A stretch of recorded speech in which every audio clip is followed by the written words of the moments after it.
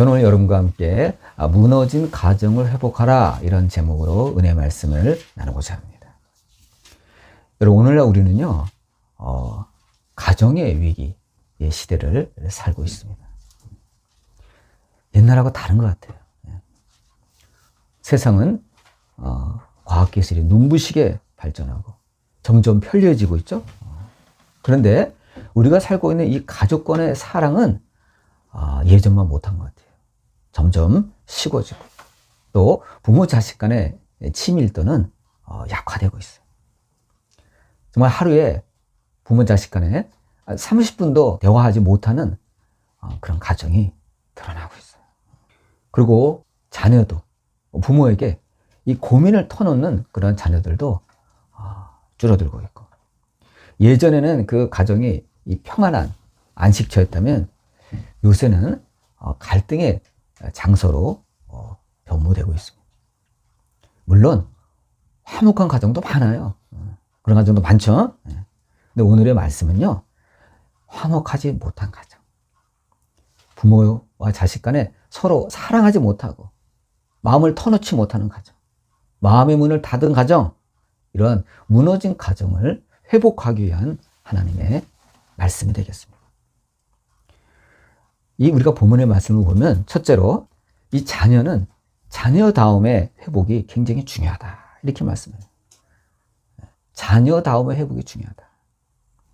우리가 먼저 성경의 시각으로 오늘날 이 가정의 위기는 왜 시작됐죠? 한마디로 가족 구성원이 너나 할 것 없이 하나님의 말씀에서 이탈했기 때문이에요. 하나님의 말씀을 잘 몰라요. 가정을 구성하고 있지만 하나님의 말씀을 몰라요. 그래서 사도 바울 선생님은 에베소서 5장 21절에서 그리스도를 경외함으로 피차 복종하라. 뭐라고요? 피차 복종하라. 이러한 대원칙을 제시했어요. 한마디로 하나님을 경외하는 자세로 피차 복종할 때 위기에 빠진 가정이 회복될 수 있다는 것을 말씀을 했습니다. 6장 1절에 뭐가 되어 있죠? 자녀들아, 주 안에서 너희 부모에게 순종하라. 이 말씀 가운데서 가장 중요한 부분이 뭐죠? 주 안에서 순종하라 한 거예요. 여러분, 자녀가 부모에게 순종하는 거는요, 주님의 주권을 인정하는 것에서 시작이 됩니다. 여러분, 부모가 어디로부터 왔죠? 주님으로부터 온 거예요, 여러분. 가볍게는 우리의 할아버지, 할머니, 또 그 윗 조상들로부터 왔지만 근본은 누구에게로 왔죠? 하나님께로부터 온 거예요. 여러분, 이걸 알아야 돼요. 그러니까 부모의 근본은요, 하나님께 있는 거예요. 하나님이 보내신 거예요. 그래서 우리가 부모에게 순종한다는 것은요, 단지 부모에게 순종하는 것이 아니라 하나님의 주권에 순종한다는 거예요. 이게 중요한 거예요. 이는 부모가 무슨 마땅히 공경을 받을 만한 그러한 자격이 충분해서가 아니라, 비록 부모가 허물이 많고 부족할지라도 하나님을 보고 우리가 부모에게 순종하고 부모를 공경하는 거예요. 그래서 바울 사도는요, 이 말씀, 주 안에서 너희 부모에게 순종하라, 이 말씀을 우리가 할 때 내가 잘되고 땅에서 장수하리라, 이런 말씀을, 내가 잘되고 땅에서 장수하리라, 이러한 축복을 받게 된다고 말씀을 나누었습니다. 우리가 부모를 대할 때 흔히 자격을 따지는 사람들이 있어요. 부모가 나한테 해준 게 뭐가 있냐 말이야. 부모를 보상의 관점에서 바라보는 시각이죠. 또는 저렇게 이기적인 부모를 내가 어떻게 공경을 해? 하고 불만이 터져 나올 수가 있습니다. 실제로 청소년 시절부터 부모에게 깊은 상처를 입고 이 성인이 된 자녀들은요, 막 순종이라는 단어만 막 이야기하면 막 이게 정신적인 그런 폭력으로 느끼는 사람들도 있대요. 좀 안타까운 거죠, 사실. 안타까운 거예요. 그러나 여러분, 성경이 말하는 주 안에서의 순종이라는 것은 아까도 말한 것 같이 부모의 허물과 부모의 죄, 부모의 이기심에 동조하라는 게 아니에요. 그것은 나 자신이 그럼에도 불구하고 하나님의 말씀 안에 머물겠다는 하나님 앞에서의 영적인 결단이에요. 그래서 자녀가 된 우리는 우리 자신에게 한 가지 질문을 해야 돼요. 그게 뭐냐면, 나는 부모님의 얼굴을 보고 순종하느냐, 아니면 부모님의 등 뒤에 계신 하나님의 얼굴을 보고 순종하느냐, 이걸 물어야 돼요. 나의 부모가 불완전하다고, 부족하다고, 나는 불순종할 거야, 이거를요 정당화할 수 없다는 거예요. 왜요? 하나님께서 세우신 질서가 있다는 거예요. 하나님께서 세우신 그 권위의 질서에 순종할 때 내가 비로소 잘 되고 장수하는 복을 누리게 된다는 것입니다. 여러분, 성경을 보면 대표적인 인물이 있죠? 그게 누구예요? 기가 막히죠. 여러분, 이삭은요, 그의 아비 아브라함이 제단에 바치려고 그랬어요, 제물로. 여러분 알죠? 칼을 치켜들었다니까, 하나님 앞에 제물로 드리려고. 너무너무 무서운 부모예요. 여러분, 우리 같으면 아마 다 도망갔을 거예요, 아마. 이 부모님이, 아빠가 미쳤나? 그런데요, 성경을 보면 뭐라고 했죠? 이삭은 안 도망갔어요. 안 도망갔어요. 우리가 볼 땐 둘 다 미쳤어요. 아버지도 미쳤고 아들도 미쳤어. 부자가 다 미쳤어. 근데 여러분, 결과를 보세요. 결과를. 그 당시는 기가 막히죠. 결과. 하나님이 뜯어 말렸잖아요. 아브라함아, 내 아들 이삭에게 손대지 마라. 네가 나를 경외하는 줄 알았다 하고 합격점을 줬습니다. 여러분, 만일 이삭이 도망갔으면 어떻게 됐죠? 아빠가 합격점 못 받았어요. 환상의 아주 콤비야. 안 도망갔어. 그러면 안 도망간, 순종한, 말도 안 되는데 순종한 이삭은 어떻게 됐죠? 하나님의 복을 받아가지고요, 거부가 됐어요. 이삭이 자신이 그런 거부가 될 줄 알았나요? 몰랐죠. 그럼 하나님이 복을 내려주신 거예요. 야, 너는 복을 받기 합당하다, 이렇게 복을 주신 거예요. 그리고 엄청 장수했어요. 분명히 내가 잘 되고 장수하리라 그랬죠. 180세 살았어요. 여러분, 180세 살 수 있어요? 여기서 180세 사는 사람 모르죠? 또 과학이 발달해서 될 수도 있지. 지금으로서는 아마 없을 거예요. 근데 이삭은요, 180세까지 살았어요. 180세가 살지 몰랐죠, 본인도. 근데 살다 보니까 180세까지 산 거야, 이삭이. 누가 그런 거예요? 하나님은. 요셉은요, 아버지 야곱을 굉장히 공경했어요. 아버지가 시킨 대로 했어요. 근데 여러분, 요셉이 형들의 배반을 받아가지고 애굽으로 팔려갔죠. 근데 그날 심부름 가서 그렇게 된 거예요, 여러분. 그날, 야, 니네 형들이 양들을 잘 치고 나면 보고 오렴 하고 심부름을 보냈어요. 만일 불순종하는 요셉이었다면, 아빠는 맨날 그런 심부름을 나만 시켜요? 형들이 뭐라 그래요? 너 감시하러 왔어? 그런데 순종했어요. 근데 순종했는데 어떻게 됐죠? 팔려갔어요, 애굽에. 형들의 미움을 받아가지고.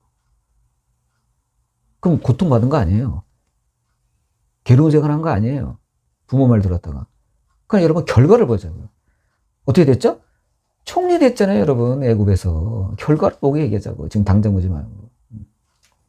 또 110세나 되는 삶을, 장수의 복을 누렸습니다.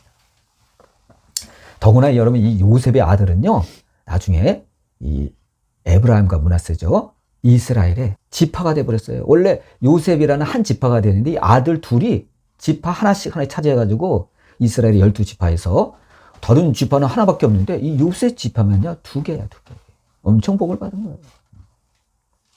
두 번째로, 아까는 자녀다움의 회복이 중요하다고 그랬죠? 두 번째는요, 부모다움의 회복이 중요하다, 이렇게 바울 사도는 말씀하고 있어요.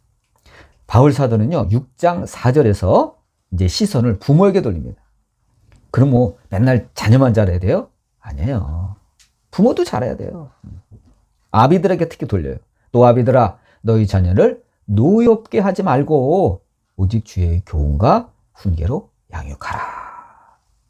여러분, 옛날 시대는 가부장적인 그러한 사회였죠. 이 아버지의 권위가 절대적이에요. 자녀들의 생사 여탈권을 갖고 있을 정도로 대단한 권위가 있었어요. 근데 그런 시대에 바울 사도가 너희 자녀를 노엽게 하지 말라 이렇게 명령한 거는요, 가히 혁명적인 거예요. 여기서 노엽게 한다는 단어는 뭐예요? 부모의 일방적이고 이 독단적인 태도로 인해서 자녀의 마음속에 깊이 뿌리 박힌 분노를 말하는 거예요. 아버지가 치멋더래. 상의도 없이. 아주 독단적이야. 아주 그냥 가정의 왕이야. 그렇게 될 때 어떻게 되죠? 자녀는 분노가 써요. 독재 아니냐, 이거 너무. 이렇게 하면 안 된다는 얘기예요. 여기서 그래서 주의 교훈과 이 훈계는요, 부모의 생각이 아니라 누구 생각이죠? 하나님 생각. 하나님의 말씀에 바탕을 두고 교훈하고 가르쳐야 된다는 말이에요. 즉, 부모는 이 자녀의 주인이 자신이 아니라 하나님께 달려있다는 말 아니에요. 내 자식이니까 내 멋대로인데 어때요? 이건 천만의 말씀이에요. 여러분, 내 자식이 아니야. 여러분, 내 자식이 내 자식이 아니야. 누구 자식이에요? 하나님 자식이에요. 여러분, 아까 부모도 사실은 어디로부터 왔다 그랬죠? 하나님으로부터 부모가 왔다 그랬어요. 여러분, 우리가 태어날 때 부모를 정해서 태어나는 사람 있어요? 없어요. 태어나 보니까 이분이 우리 아빠고 이분이 우리 엄마야. 그러니까 하나님이 정해주신 거예요. 마찬가지로 자녀도 내가 낳았으니까 내 자식, 내 새끼, 내 자식인데요? 천만의 말씀이에요. 하나님이 허락해서 이 땅에 태어난 거예요. 그걸 알아요. 그러니까 여러분, 부모는 뭐죠? 하나님 대신 잘 주님의 말씀으로 교양으로 잘 양육하라고 유인받은 사람에 불과한 거예요. 그래서 오늘날 가정이 겪는 위기의 핵심이 뭡니까? 부모가 자녀를 자신의 소유물로 착각하기 때문에 벌어지는 사태예요. 이 가정에서 부모는요, 자기 욕망을 위해서 막 자녀를 억압해요. 아빠 말씀 들어야지. 엄마 말씀 들어야지. 내가 결정한 거야. 이거 문제다. 이게 바로 성경이 금하는 자녀를 노엽게 하는 행위다. 그러나 부모 다음의 회복이 뭐죠, 여러분? 부모 다음의 회복은요, 권위를 내세우는 것이 아니라 본을 보이는 것에서 시작됩니다. 뭐라고요? 본을 보여야 돼요, 부모가. 그래서 자녀는요, 부모의 말에 감동받는 게 아니라 부모의 행동에 감동을 받는 거예요. 말만 번지르르 하게 하면 뭐예요, 여러분? 행동이 뒤따라줘야지. 그럼 여러분, 부모는요, 하나님 앞에서 정직하게 무릎 꿇는 모습을 자녀들에게 보여야 돼요. 특히 이 크리스찬 부모들, 하나님 앞에 정직하게 무릎 꿇는 모습. 또 실수했을 때 자녀에게 미안하다. 야, 이건 아빠가 이거는 미안하다. 이건 엄마가 이건 미안해. 사과할 줄 아는 이 겸손한 모습, 이 한마디에 여러분, 자녀의 그 감정이요, 스르르 녹는 거예요. 그래, 사람이니까 그럴 수 있지. 아빠도 사람이고 엄마도 사람인데 그래, 실수할 수 있지, 잘못할 수 있지. 그래서 여러분, 신앙은 말이 아니라 부모의 이 삶의 이 태도를 통해서 전해지는 거예요. 나는 이 어버이날이 되면 참 괴로워요, 사실은. 별로 기쁘지가 않아. 예. 왜요? 자녀들에게, 예? 물론 한 명밖에 없지만 부모답게 행동했나 이렇게 늘 참 꺼리게 됩니다. 반성하게 됩니다. 그래서 여러분, 이 부모된 자는요, 스스로 질문해야 돼요. 나는 내 자녀를 하나님께 인도하는 자인가? 아니면 오히려 하나님으로부터 멀어지게 하는 자인가? 하고 우리는 스스로 자문하고 반성해봐야 되는 것입니다. 셋째로, 그럼 어떻게 우리 가정이 회복될 것이냐? 여기에는 십자가의 원리가 적용돼야 된다는 것입니다. 여러분, 부모와 자녀의 이런 관계 회복은요, 우리 인간의 이 이성적인 의지나 노력 갖고만은 부족해요. 이를 해결할 수 있는 유일한 대안이 뭐죠? 바로 하나님의 말씀. 절대 권위인 이 하나님의 이 말씀에 순종할 때 여러분, 가정에 평화가 오는 거예요. 특히 십자가를 바라봐야 돼요. 여러분, 십자가는 뭐죠? 조건부 사랑이 아니에요. 십자가는요, 무조건적인 사랑의 하나님의 표현입니다. 십자가는 조건이 맞아서 사랑한 것이 아니라 조건이 안 맞음에도 불구하고 사랑하기로 작정하신 하나님의 사랑의 절정이 바로 십자가 사건입니다. 그래서 가정에서 이 서로의 허물을 덮어주고 용서해주고 겸손히 행하는 것은요, 오직 십자가의 사랑을 통해서만 가능한 것입니다. 그래서 우리가 이 위기 가정의 이 대화를 들여다보면요, 너 때문이라는 그런 대화가 지배적이에요. 너 때문에 내 인생이 망가졌다 이거. 부모님 때문에 내 인생이 이 모양이다 이거. 그래갖고 서로에게 화살을 돌려요. 그러니 여러분, 그 가정이 온전할까요? 그 가정은요, 무너집니다. 그러나 하나님의 말씀을 붙잡고 있는 가정은요, 언어가 바뀌어요. 야, 너 덕분이다. 너 덕분이다. 너 때문에 내가 산다. 고맙다. 이런 감사의 말이요, 쏟아지게 되는 거예요. 그래서 언어가 달라요. 되는 가정은. 여러분, 가정은요, 완벽한 사람이 모여서 사는 곳이 아니라는 것을 우리는 알아야 됩니다. 완벽하지 않은 사람들이 모여서 쉽지 않지만 하나님의 사랑을 실천하는 곳이 여러분 가정이에요. 혹시 이기적인 부모 밑에서 이 상처받은 자녀가 있다면 여러분 어떻게 되죠? 육신의 부모가 아닌 하나님 아버지를 바라봄으로써 여러분 치유되어야 합니다. 저도 옛날에 과거 제 어렸을 때를 보면 저는 아버지에 대해서 솔직히 불만이 많았어요.